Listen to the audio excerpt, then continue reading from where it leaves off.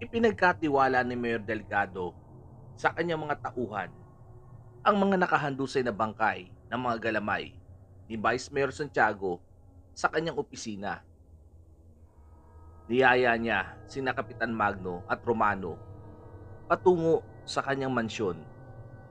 Dumaan sila sa lihim na lagusan sa bahaging likuran ng arena na nagsisilbing depositaryo. Nagilalas ang binatang sabungero nang marating nila ang underground para itong minahan ng ginto na may malawak na pasilyo at may pribadong sasakyan bilang transportasyon sa bawat pasilidad ng malawak na asyenda. Habang lulan sila ng malit na sasakyan na mismong minamaneho ni Kapitan Magno, ay masinsinang kinausap ni Mayor Delgado si Romano.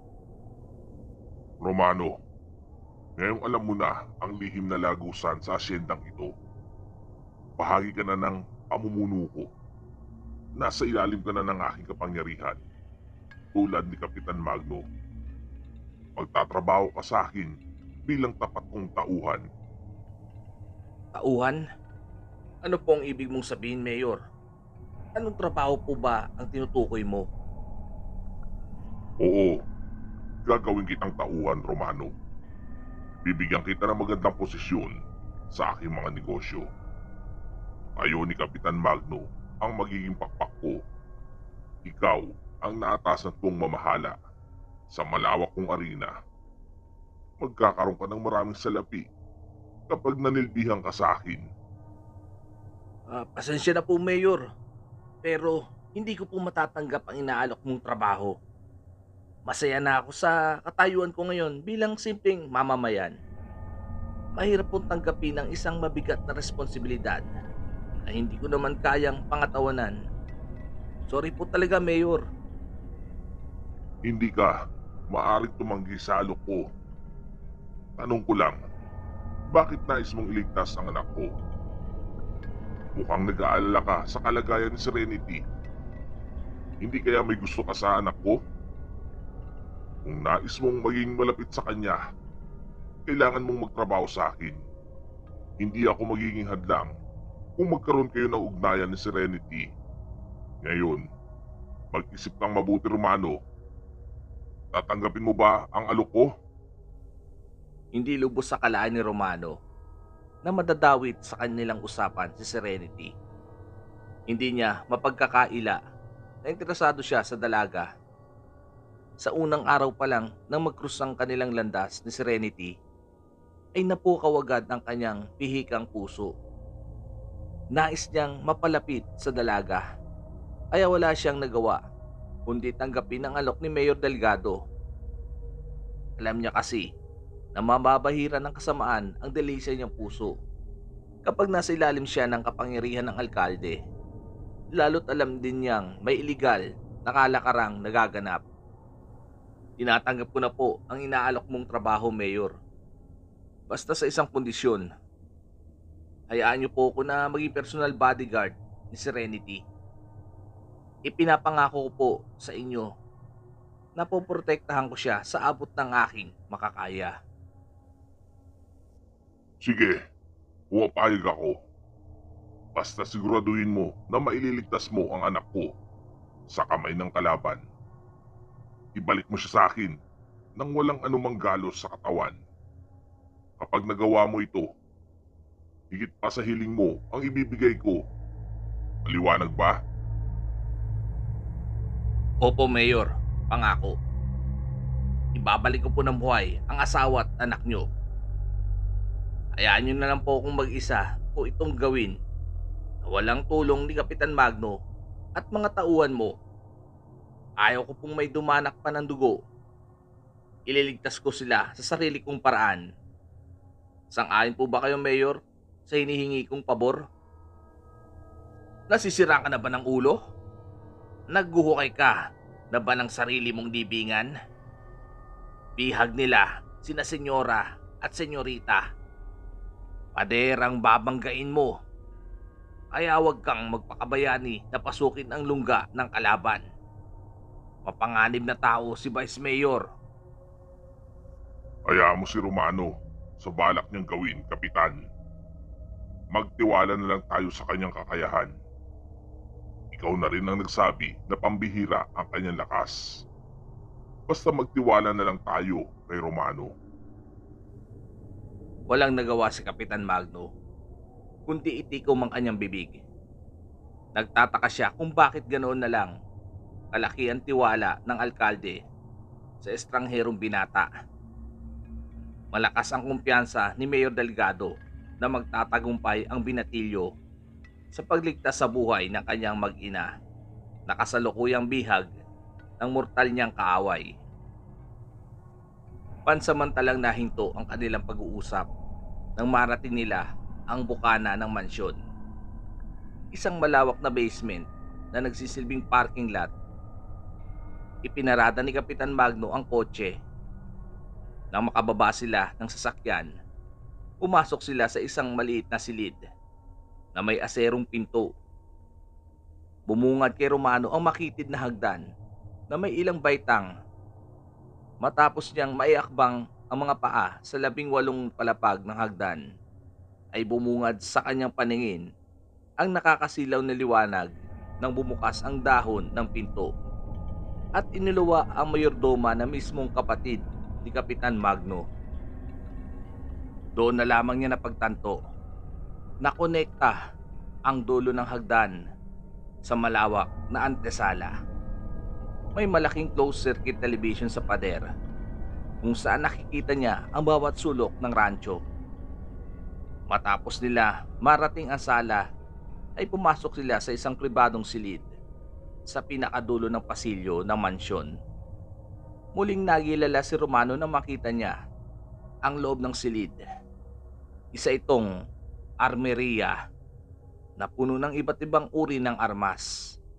Maraming arsenal ang nakadisplay sa puting dingding at ilang mga pana.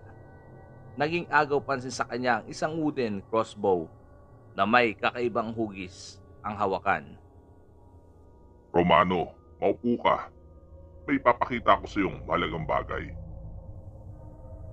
Agad namang naupo si Romano sa tabi ni Kapitan Magno at iginala ang paningin sa bulong paligid.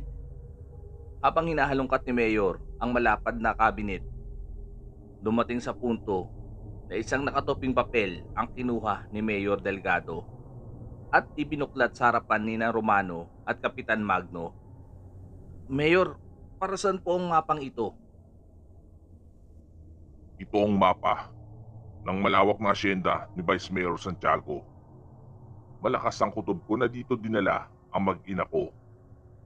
Pag-aralan mo ang bawat detalye ng mapang ito bago mo pasukin ang kanilang lungga. Binabalaan kita, Romano. Hindi sila pangkaraniwang mga kalaban. Nagtataglay sila ng pambihirang lakas na hindi matutumbasan ng mga ordinaryong tao. Maselan ang kanilang pandama at pangamoy. Alam ko na po ang tungkol sa bagay na yun, Mayor. Kahit ang tungkol sa lihim ng inyong pamilya, ay alam ko na rin. Alam kong nagmula kayo sa angkan ng mga halimaw. Tama po ba ako, Mayor?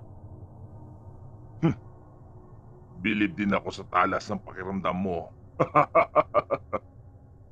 Akalain mo, ang isang tulad mong mortal, nalaman kung ano akong uri ng nilalang. Pinapahanga mo talaga ako, Romano. Tama nga ang hinala ko. Nagtataglay ka ng espesyal na katangian. Wala na pala akong dapat ilihim sa iyo. Bueno, bahala ka ng pag-aralan ng mapang iyan. Sa lalong madaling panahon, lahat ng armas na kailangan mo ay nandito sa silid. Ito, Kapitan. Ikaw na bahala kay Romano. Tatawagan ko lang si Mr. Santiago.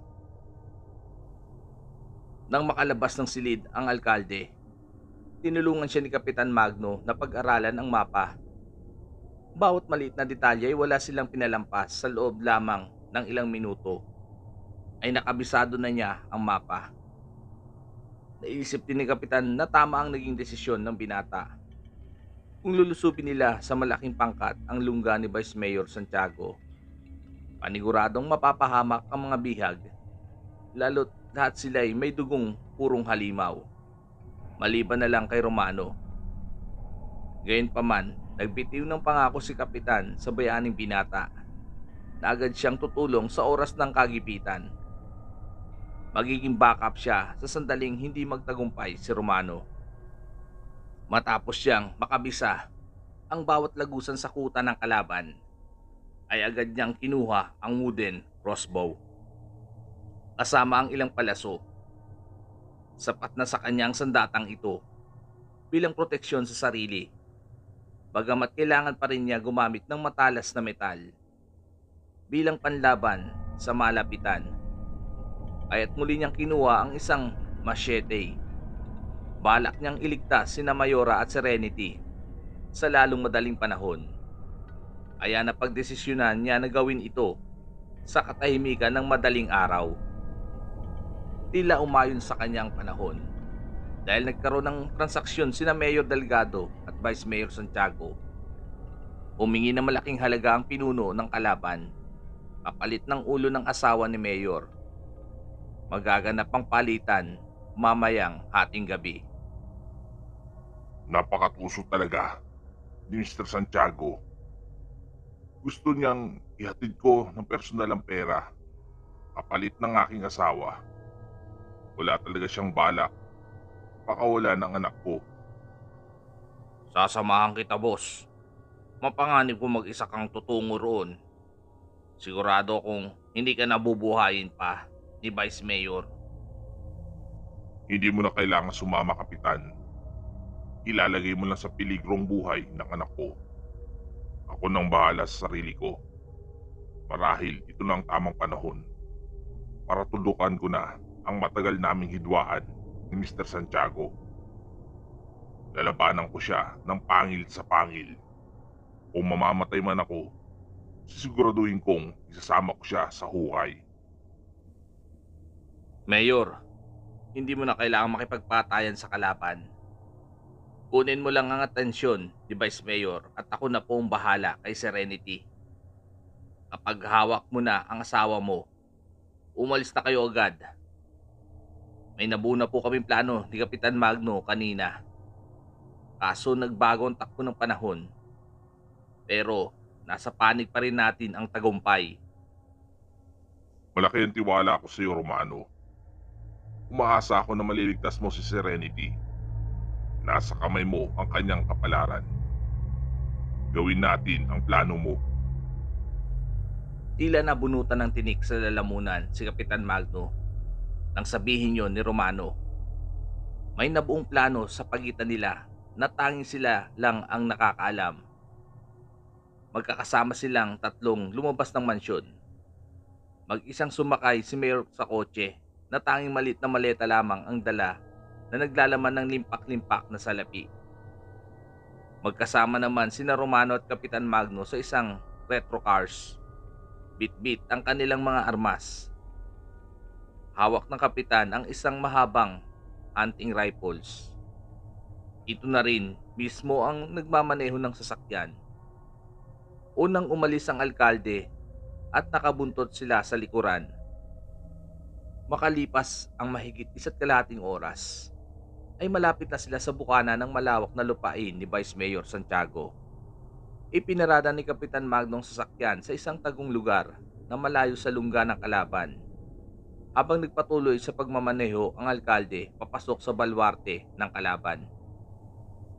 Nang makababa sila ng sasakyan, ay mabilis na umakyat si Kapitan Magno sa isang matayog na puno kung saan natatanaw ang loob ng rancho.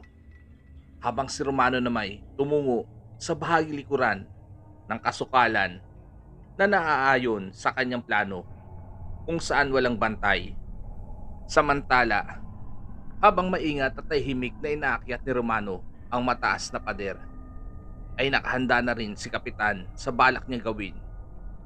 Nakahanap siya ng magandang pwesto habang nakasentro ang dulo ng mahabang baril sa kuta ng kalaban. Malinaw niyang natatanaw sa malayo ang nagkalat na tauhan ng vice alkalde. Sa bungad pa lang ng tarangkahan, ay nag-aabang na ang mga magagaling na galamay ni Vice Mayor Santiago para salubungin si Mayor. Ngunit bago pa man makababa ng kotse ang alkalde, ay pinaulanan na siya ng bala ng mga armadong kalalakihan. Napayuko siya sa loob ng sasakyan habang dinudurog ng maraming bala ang salamin. Tama nga ang sinabi ni Kapitan Magno sa kanya na hindi na siya bubuhayin pa ni Vice Mayor Santiago. Naalarma naman si Kapitan Magno habang pinapaulanan ng bala ang alkalde.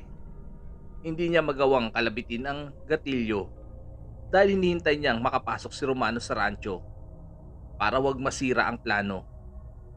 Kahit na nag-uumikil at nagsasalimbaya sa kanyang pandinig ang nakakabinging ingay ng mga bala at tilamsik ng mga bubog, ay nanatiling nakatuon ng kanyang atensyon sa binata. Nang makita niyang nakatawid na sa kabilang bakod si Romano at tinutumbok na ang isang gusali na may ilang metro ang layo sa mansyon ni Mr. Santiago, ay mabilis niyang inilihis ang direksyon ng mahabang kalibre. Mabilis niya itong ikinasa at isa-isang pinatumba ang mga armadong kalalakihan na nakatayo sa malawak na tarangkahan.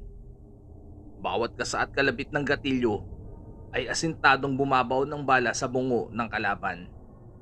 Nang bumulagta sa lupa ang walang habas ng mga bumaril kay Mayor Delgado, ay binalot muli ng katahimikan ng paligid. Miss Delgado, narinig mo ba ang mga kakasunod na putok ng baril? Sa mga sandaling ito, nakakasiguro ko na tadtad ng bala ang katawan ng asawa mo. Ngayong patay na ang asawa mo, gagawin ko kayong alipin ng anak mo. Maganda ka pa rin, Mrs. Delgado. Hindi pa rin kumukupas ang alindog mo. Malaki ang pakinabang mo sa akin, lalo na si Serenity. Saad ni Vice Mayor Santiago sa kabiyak ng alkalde habang nakagapos ito sa loob ng isang malamlam na gusali malapit sa mansyon. May ilang tauhan din ito sa labas ng bodega na nagsisilbing imbakan ng mga karne ng tao. Hayop ka! Punyeta! Hindi ka tumupad sa usapan. Magbabayad ka sa ginawa mo sa asawa ko. Oras na makawala ko dito, babalatan kita ng buhay. Kakainin ko ang maitim mong puso. Mas masahol ka pa sa demonyo. Bakit naman ako tutupad sa usapan? Ipaliwanag mo nga, Mrs. Delgado. Pare-pareho lang tayong mga demonyo. Huwag kang magmalinis, Mayora. Alam ko naman na ubod ng itim ang budhi mo. Gusto mo bang sabihin ko sa anak mo kung ilang buhay na ang nasawi sa mga kamay mo? Kung demonyo ako, mas demonyo ka. Huwag kang maniwala sa mga kasinungalingan ng demonyong ito. Sinisiraan niya lang kami ng papa mo para pabagsakin ang pamilya natin. Bakit naman ako magsisinungaling sa anak mo? Marahil, hindi pa alam ni Serenity kung ilang inosenteng kababaihan na ang nasawi sa mga kamay mo. Huwag mong husgahan ang sarili mo sa harapan ng anak mo. Pareho lang naman tayong mamamatay tao. Ang problema, mas masahol ka pa sa akin. Tila, nagbibingi-bingihan na lamang si Serenity sa kanyang mga naririnig.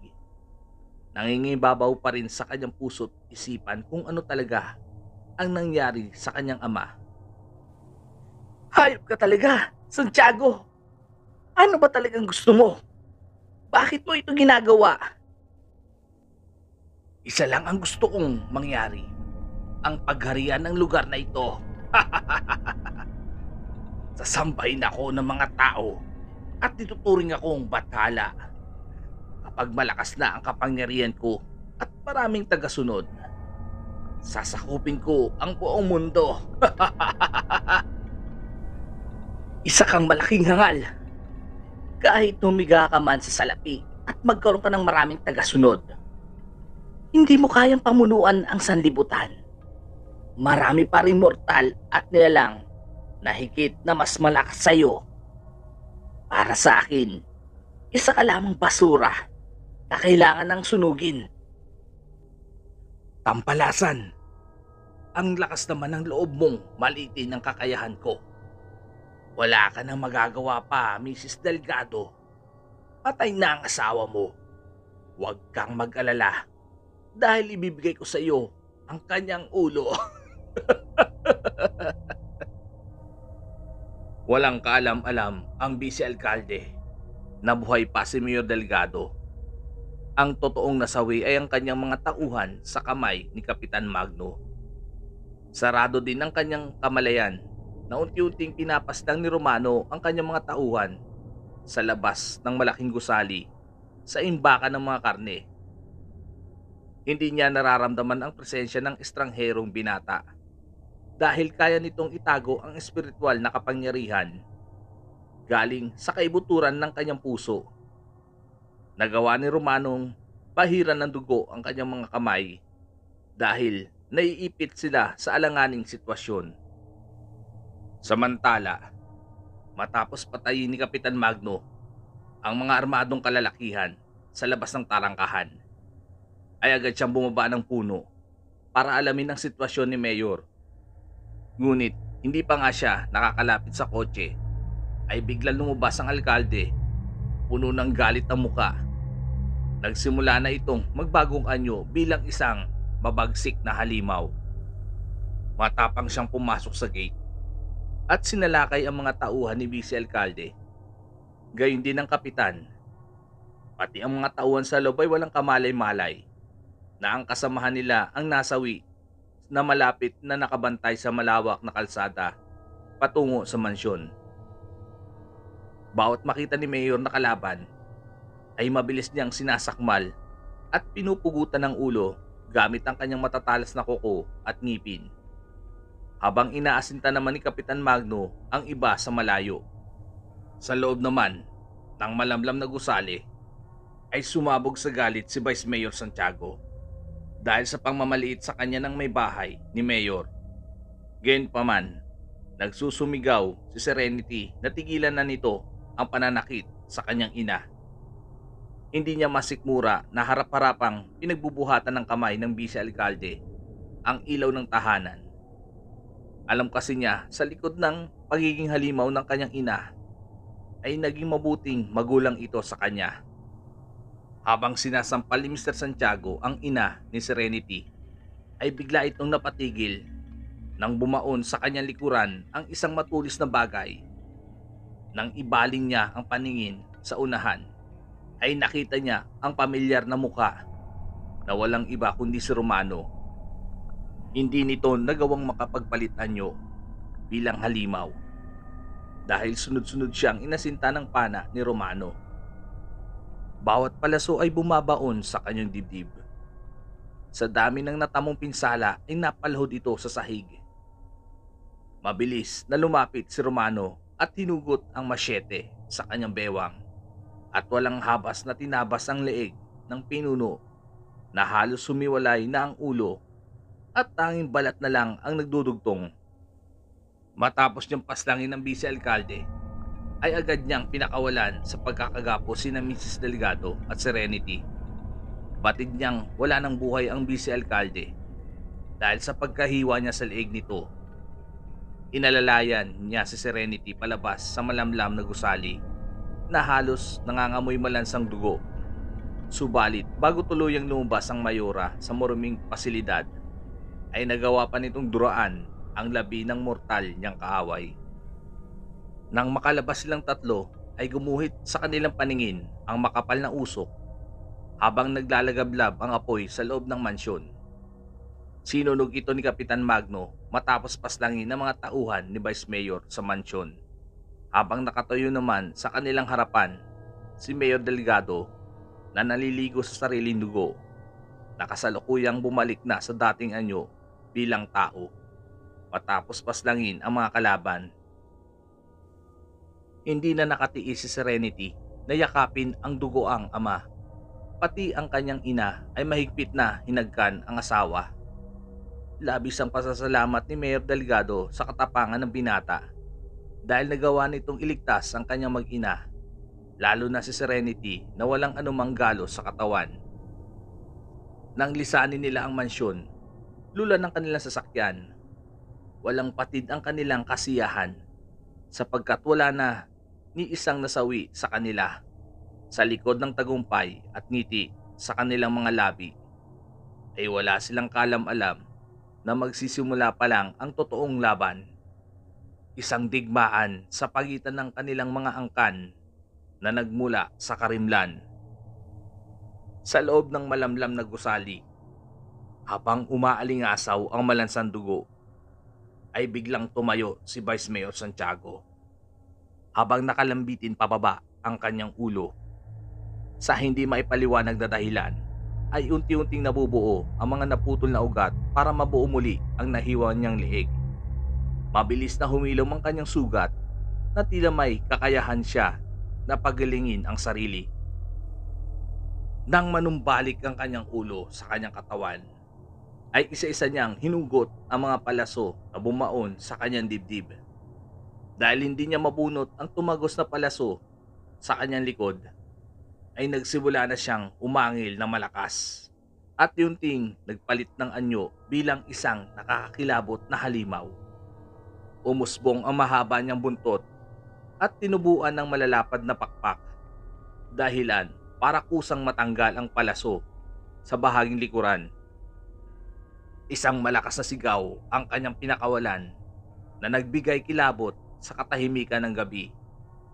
At nang makalabas siya sa gusali, ay gumuhit sa kanyang muka ang nakakatakot na ngiti bago ibuka ang mga pakpak.